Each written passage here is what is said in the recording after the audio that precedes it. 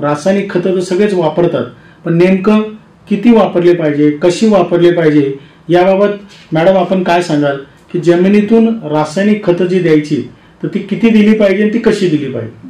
आता शेतकरी बंधूंनो, रासायनिक खतं आपण दोन पद्धतीने देतो, जमिनीतून आणि फर्टिगेशन ज्याला आपण ठिबक सिंचनातून म्हणतो. तर जमिनीतून जर खतं द्यायचं असलं तर आपला केळी संशोधन केंद्राचा डोस आहे 200 ग्राम नत्र, 60 ग्राम स्फुरद आणि 200 ग्राम पालाश. हे जमिनीतून द्यायचे आहे. हे प्रति झाड हे डोस आहे. मग याला आता विभागून द्यायचं आहे आपल्याला. तर हा नत्र आपल्याला 3/4 जो नत्र आहे आपल्याला शाकीय वाढीच्या अवस्थेत द्यायचा आहे, समान हप्त्यात विभागून. 30 दिवसाच्या आत, 75 दिवसांनी, 120 दिवसांनी आणि 165 दिवसांनी. हा येतो 82 ग्राम युरिया प्रति झाड. हे 4 समान हप्त्यात द्यायचे आहे. आणि त्याच्यानंतर 1/3 जो नत्र आहे तो आपल्याला 3 समान हप्त्यात विभागून तो फळधारणेच्या अवस्थेत तो द्यायचा आहे. तो येतो 36 ग्राम 210 दिवसांनी, 255 दिवसांनी आणि 300 दिवसांनी. फळधारणेच्या वेळेस 1/3 नत्र तो 3 हप्त्यात समान हप्त्यात विभागून द्यायचा आहे. तसं स्फुरद म्हटलं तर तो स्फुरद आपल्याला लागवडीच्या 30 दिवसाच्या आतच आपल्याला तो एकाच वेळेस पूर्ण 375 ग्राम स्फुरद आहे तो एकाच वेळेस द्यायचा आहे. तसेच आपलं पालाश म्हटलं तर पालाशला सुद्धा आपल्याला 4 समान हप्त्यात विभागून द्यायचा आहे. तर पहिलं आपल्याला 83 ग्राम युरिया जो आहे, पालाश जो आहे तो आपल्याला लागवडीच्या वेळेस 30 दिवसाच्या आत द्यायचा आहे. आणि नंतरचा जो 83 ग्रॅम पालाश आहे तो 165 दिवसांनी, 255 आणि 300 दिवसांनी असं विभागून असं समान हप्त्यात द्यायचे आहे. पण शेतकरी बंधूंनो, एक लक्षात घ्या की जमिनीतून खतं देताना आपण जर आपलं झाड बघून द्यायचं. झाड जर छोटं असेल, रोप असेल, छोटं रोप असते आता, तर ते रोपाला खतं द्यायचे असतील जमिनीतून तर आपल्याला बांगडी पद्धतीने खतं द्यायचं. एक लक्षात ठेवायचं की बुंध्याजवळ न टाकता बुंध्यापासून 10 ते 15 सेंटीमीटर अंतरावर आपण रिंग करायची आणि त्यात 5 ते 6 सेंटीमीटर खोल असं ते खत द्यायचं. म्हणजे रिंग पद्धतीने आणि ते खत खोलवर द्यायचे. आणि परत एक काळजी घ्यायची की ते माती आड करायला पाहिजे. आणि माती आड केल्यानंतर त्याच्यावर थोडं हलकसं पाणी सोडायचं. आणि जर झाड मोठं असेल, बुंदा मोठा असेल तर मग त्याला कोली करून, झाडाच्या दोन्ही बाजूला कोली करून आपण ते खत द्यायचं. कारण की जे आपण बघतो की खत देतात लोक शेतकरी, पण ते वरच्यावर दिले जातात, ते जमिनीत काही खोलवर दिले जात नाही. मग काय होतं की ते बाष्पीभवन होतं. शेतकरी बंधूंना आपण एक नक्कीच मॅडमने जसं सांगितलं की ही काळजी नक्कीच सगळ्या शेतकऱ्यांनी घेतली पाहिजे. हे तितकंच खरं की मजुरांचा अभाव आहे, परंतु शेवटी तंत्रज्ञानामध्ये खर्चाची बचत होते आणि नेमकं योग्य ठिकाणी टाकल्यास त्या मात्रेचा आपल्याला लाभ होतो. त्याचबरोबर मॅडम, आता आपला जळगाव जिल्हा म्हटलं की शेती तर नळी, जे ठिबक सिंचनामध्ये फार जिल्हा अग्रेसर आहे. तर ठिबक सिंचनाचं जे फर्टिगेशन आहे ते कशा पद्धतीने ठिबक सिंचनातून खतं द्यावी याबाबत आपण काय सांगा?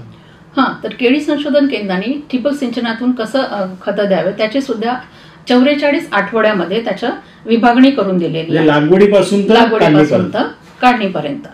तर आधी फक्त नत्र आणि पालाश फक्त याची शिफारस होती, पण शेतकऱ्यांच्या मागणी होती की आम्हाला स्फुरद सुद्धा आम्हाला फर्टिगेशन मधून देता आलं पाहिजे. तर आपण 2017-18 मध्ये आपण ती सुद्धा शिफारस केलेली आहे. तर स्फुरदासाठी आपण मोनोअमोनियम फॉस्फेट म्हणजेच की 1261 याची सुद्धा शिफारस केलेली आहे.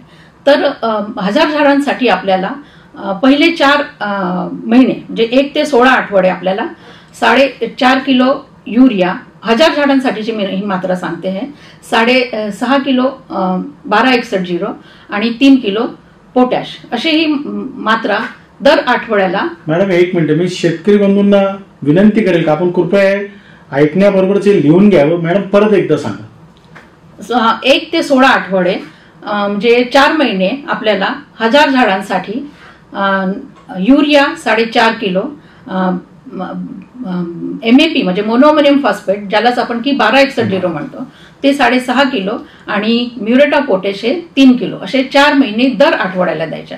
त्याच्यानंतरचे 3 महिने आपल्याला तर 13.5 किलो युरिया आणि स्फुरद आपल्याला फक्त सुरुवातीलाच लागतं, तर स्फुरद नंतर द्यायच्या नाही, आपण 4 महिने ते दिलेले आहे.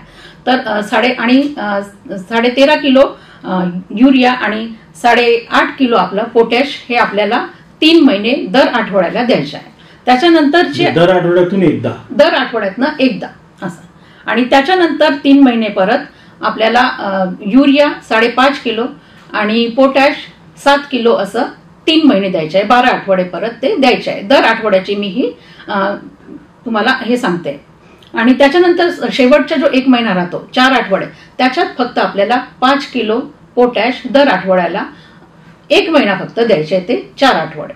तर अशा पद्धतीने आपण जर आणखी एक लक्षात घ्यायचं की फर्टिगेशन करताना आपल्याला आधी आपली जी मोटर आहे ती 10 ते 15 मिनिट आधी सुरू करून ठेवायची आणि नंतर आपलं फर्टिगेशन झालं की परत आपली ती 10 ते 15 मिनिटं ती मोटर सुरू ठेवायची आणि नंतर ती बंद करायची. बरेच शेतकरी काय करतात की फर्टिगेशन झालं, मोटर झालं की ती मोटर तशी सुरू राहते, तर ती 15-20 मिनिटांनंतर ती मोटर लगेच बंद करायला पाहिजे.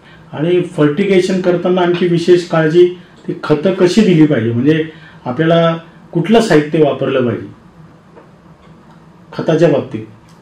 खतं म्हणजे युरिया आपण आणि पोटॅशसाठी एक लक्षात घ्यायचं की तो पांढरा पोटॅश द्यायचा. पांढरा पोटॅश तो लाल जर जमिनीतून द्यायचा असेल तर तुम्हाला लाल पोटॅश चालतो, पण आपल्याला फर्टिगेशन मधून द्यायचा असेल, ठिबक सिंचनातून द्यायचा असेल तर त्याच्यासाठी पांढरा पोटॅश द्यायचा.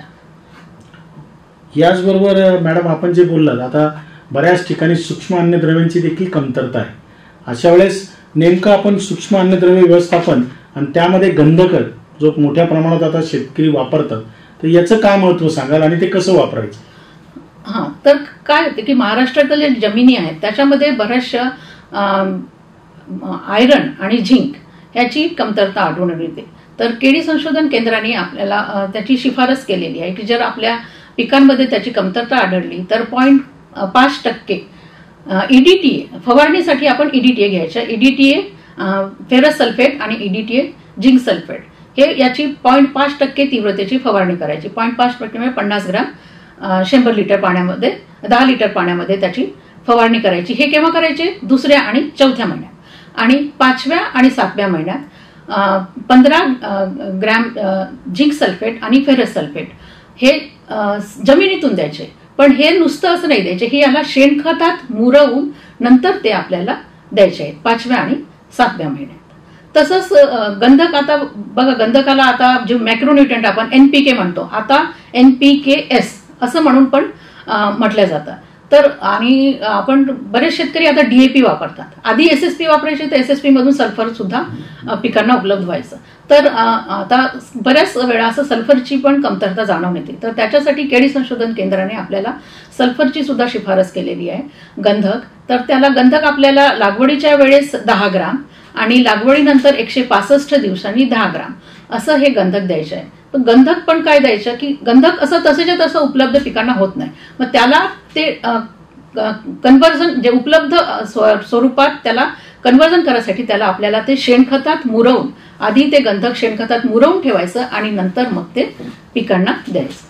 म्हणजे जसं आपण ट्रायकोडर्मा हे शेणखतात मिक्स करून देतो, तसंच आपल्याला गंधक हे मिक्स करून आपल्याला द्यायचं.